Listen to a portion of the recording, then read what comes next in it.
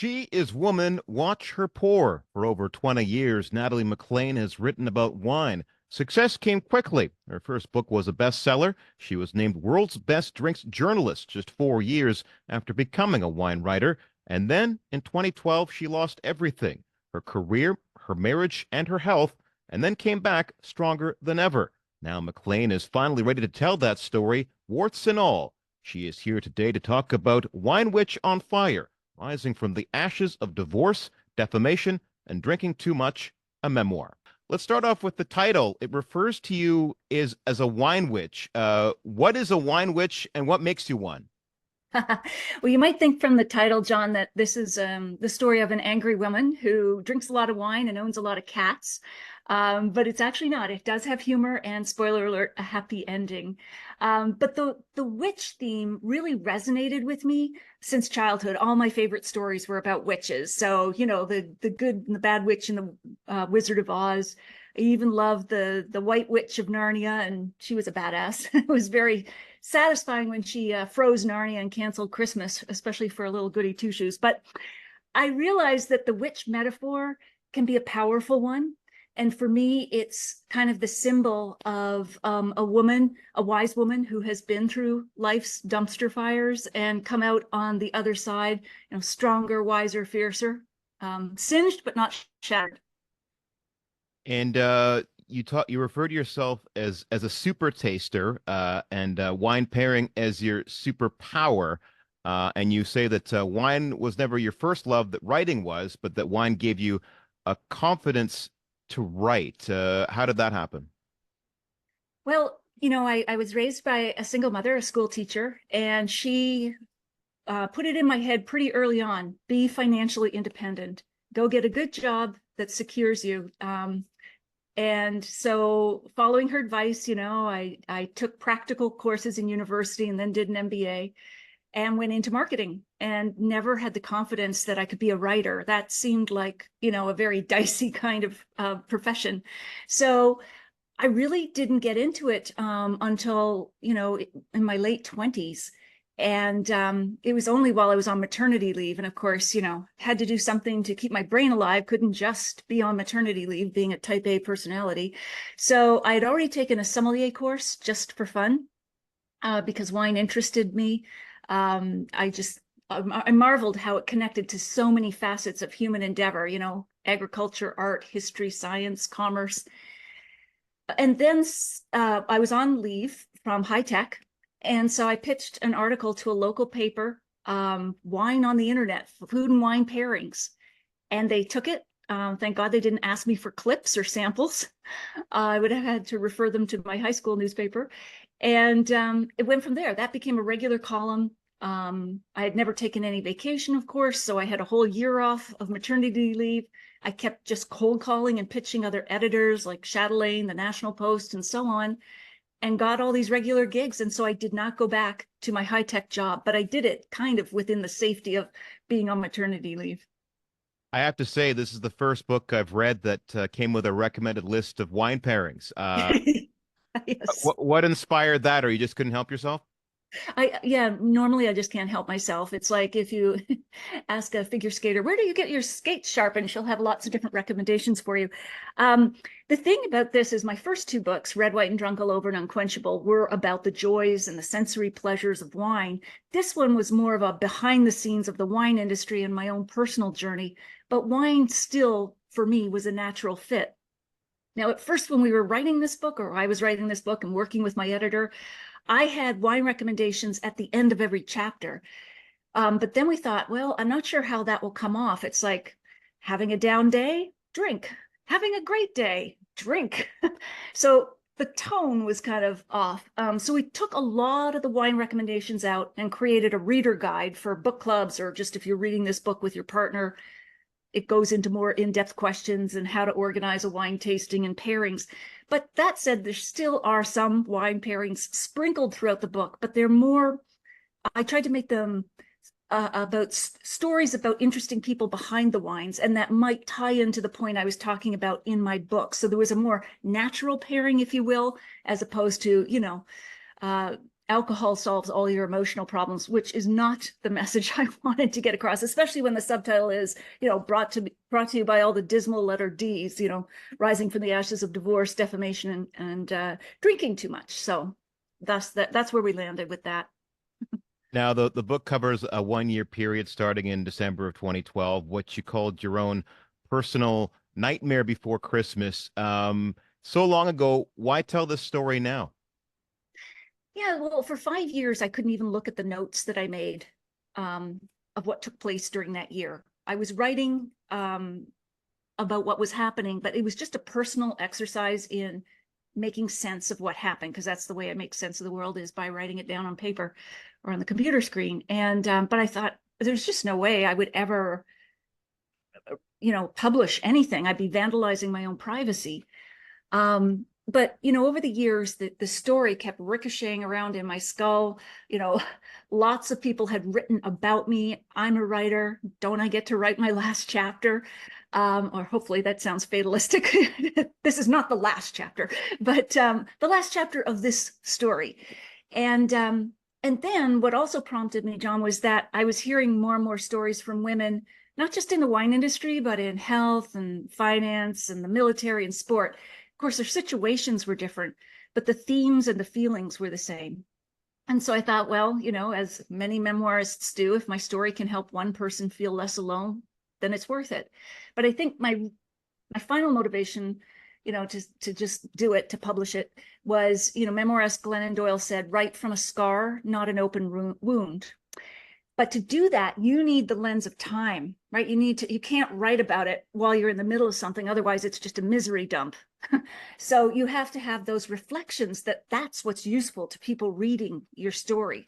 There might be a few people who are interested in behind the scenes of what happens in the wine industry, but many more are interested in, okay, you went through something, a divorce or a career disappointment or an online mobbing or whatever. Okay, tell me not exactly what you did with or what happened to you, but what you did with it. And so my family said, okay, well, your healing is done. You've got scars, not open wounds. Why publish this thing? And I love what poet Sean Doherty said. And he said, because right now there's someone somewhere out there who has a wound in the exact shape of your words. Now, let's talk about December 15th, 2012. This is the defamation part of the title. What happened and how exactly were you accused of content theft? Mm-hmm. So this was, 2012, the heyday of aggregators. Some of them still exist, like the Huffington Post that would collect other pieces from the internet. Rotten Tomatoes is kind of the example that I think about, where you go there and you want to see many reviews from critics and consumers of a particular movie. But what happened for me was that I got a Google alert, and it was my wine reviews on somebody else's website. And I thought, that's weird, because they had approached me to work with them. And I said, I think I'll pass because I'm already doing this on my own site. So, no grief, but no thank you. And I saw that they were taking all the wine reviews from the LCBO, the Liquor Control Board of Canada, or of Ontario, the government-run liquor store. They were reposting all of the reviews that's the liquor chain was quoting. So I thought, well, okay, that must be kosher because it's in the public domain. Wrong. It's on a government website, so it must be fair use. Wrong. So I should do it too. Wrong. So, I didn't go to journalism school, and that's no excuse if I'm pretending or trying to be a journalist. But at the time, I thought it was kosher or acceptable. So I started publishing the reviews from the liquor store site. And that went on for a while. But then how did it happen? Oh yeah, I got another Google alert, my nightmare before Christmas. And what had happened is that a website in the US had picked up on, the reposting of all these reviews. They weren't familiar with the LCBO or anything else or any context. That didn't matter though. And that provided kind of a central repository for the pile-on. And then that spread, of course, on social media. that was, social media was just taking off at that time, 2012. And it just, went viral in the kind of way you don't want to go viral. And so that sort of spun. And, when I would comment, I would get all these like flaming responses. And when I didn't comment, they would say, she's running away from the issue. And, so I started to tie in the witch metaphor of like, the way to tell a witch if she was a witch back in colonial Salem was, okay, if you throw her into water and she doesn't drown, she's a witch because she rejects the sacrament. But if she drowns, she's not a witch.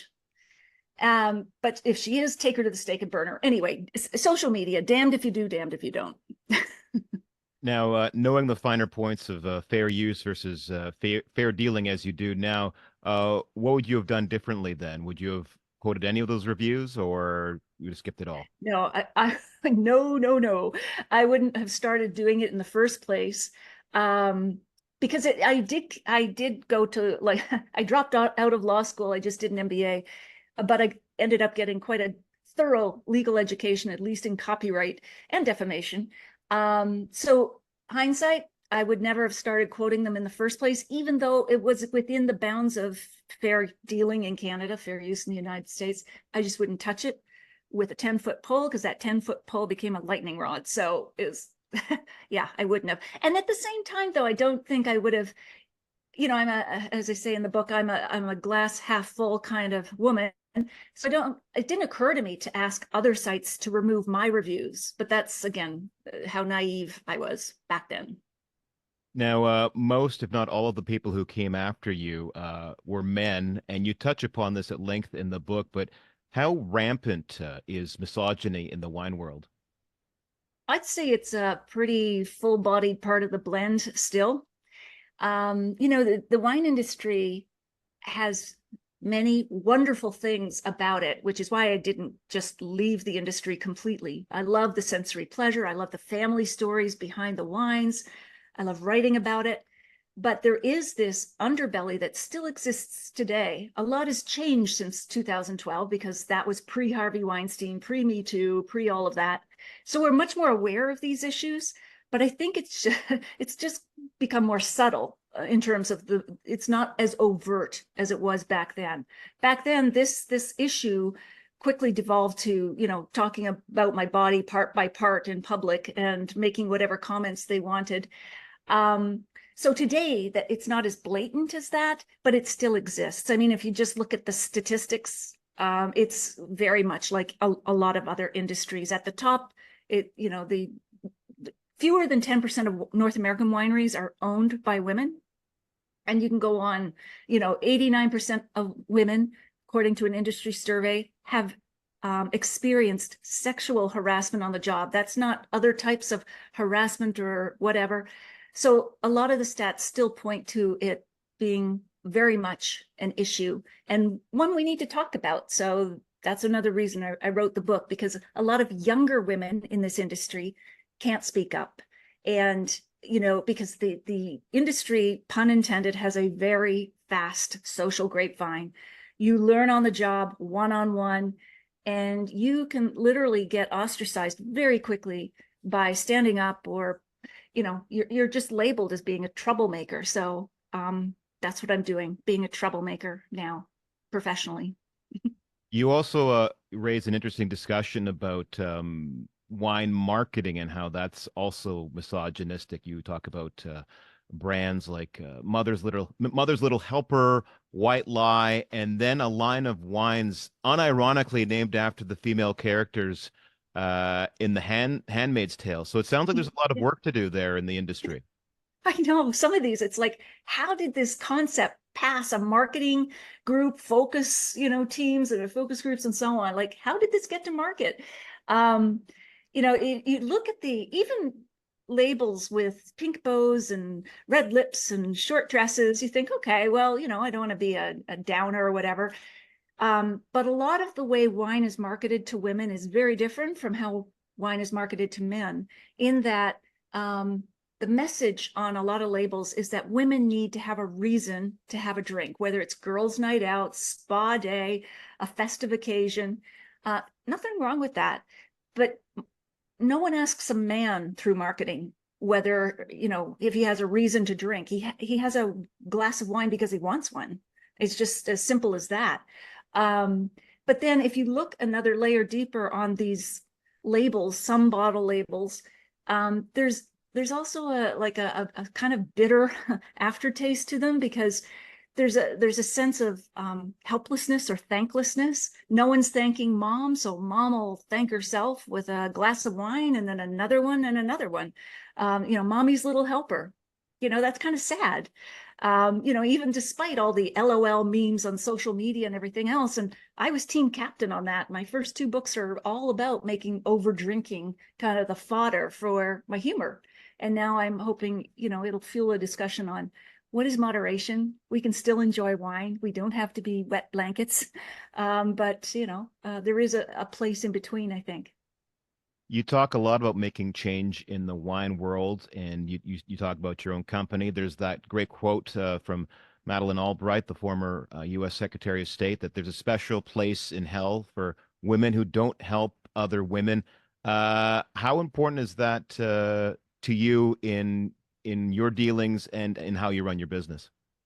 It's really important. I mean, it's especially given the progress we have yet to make in this industry. And as a woman who's been writing about wine for more than 20 years, I feel a responsibility to help others who are trying to break in. So, until I published this book, I didn't talk publicly about these things, but I think there's a benefit to talking about the fact that, I've given over some of my TV segments and newspaper columns to younger women so that they could start to build a portfolio, because then they get invited to industry tastings, which you need to do. You cannot ever possibly pay for all the wine samples you need. You need wineries and agencies sending them to you.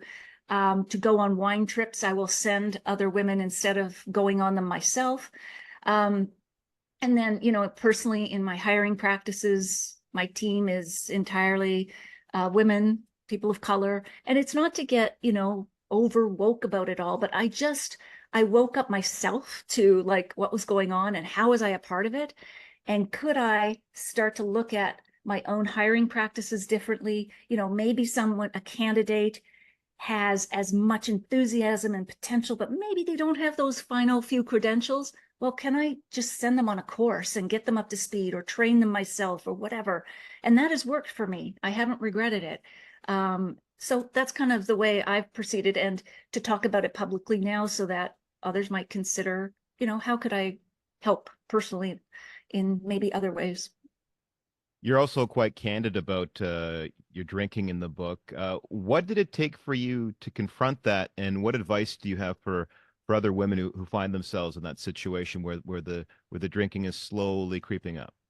Yeah, it is. It's insidious, and especially during the pandemic. But though, of course, what happened to me, 2012 is pre-pandemic, but a lot of women are still dealing with this issue of not recalibrating after the pandemic. There was a 323% increase in drinking for women during COVID versus 39% for the overall population, especially women with children.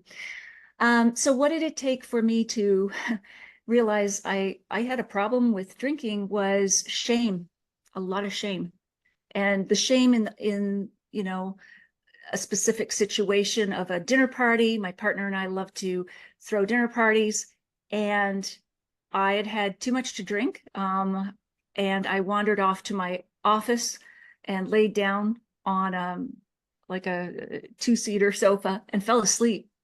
And I got up the next day, and it was a horrible feeling, wondering what had happened, because when you drink too much, your brain can't keep up, and that's the definition of a blackout. And then I said, did I say or do anything stupid? And my partner just looked at me and said, well, and then I said, what did the guests say? Did they say anything when I wasn't there to say goodbye at the end of the night? He said, nope, they didn't say anything.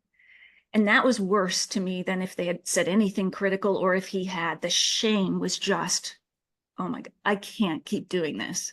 And so, for 14 years, I didn't have a problem with over drinking. But that year, my no good, terrible, very bad vintage, I was dealing with the depression from the divorce, the anxiety from the online mobbing, and I had ready access to all this wine, and I started using it as a crutch.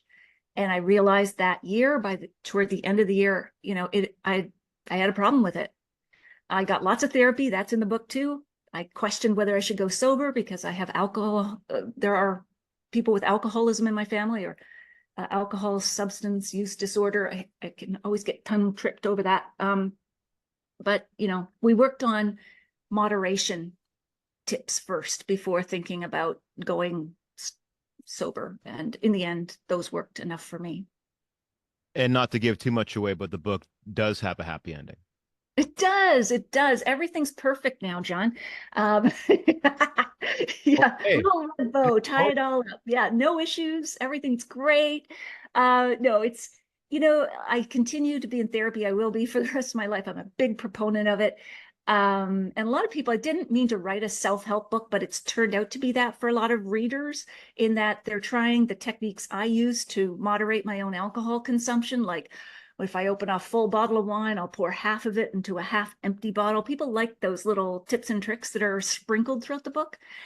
But yeah, it's an ongoing, you make a decision every day. Who do you want to be? How do you want to be in the world? Like, what do you want to be remembered for? The big questions. And it just helps with those small daily decisions.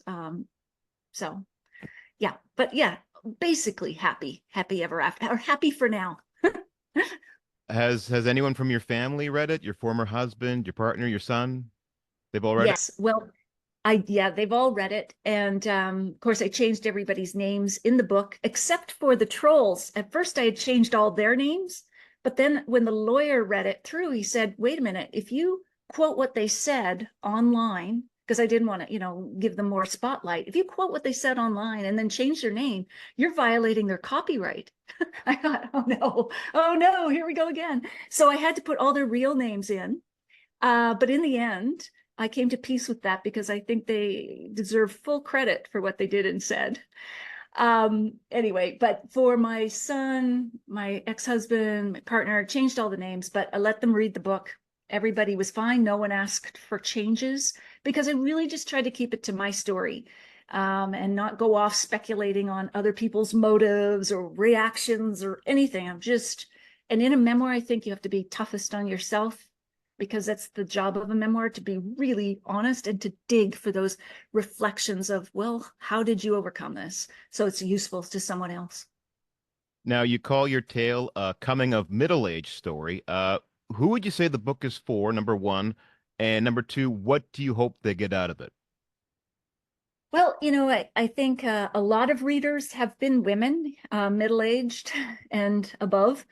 But, I get a direct message or an email almost every day from someone who's read the book, and I love that. And I get a lot of really moving stories. So one woman, of course, changed all the names here, but she said, this is Susan, John's wife, because John read the book first, or George, I should say, George, so people don't get confused here. And what she said is that we lost our 21-year-old son during COVID, and George started hitting the bottle pretty hard. And I fully believe that after he read the book, he did recalibrate. He got back to a better place with wine, and she attributed it to the book, at least in part. And for me, that makes it worth it. But I get notes and letters from different people just saying how much they could see their story in mine. And that means the most to me, because if a book can help you tell your own story, put into words what you are feeling, that's all you can ask. Because writing the book might be therapy, but publishing it is not. Publishing it is for the reader. So that's what I hope the book does, is help someone perhaps figure out their own story. The name of the book is Wine Witch on Fire, Rising from the Ashes of Divorce, Defamation, and Drinking Too Much, a memoir. It's published by Dundurn Press. My thanks to author Natalie MacLean. Thank you, John. I really appreciate this.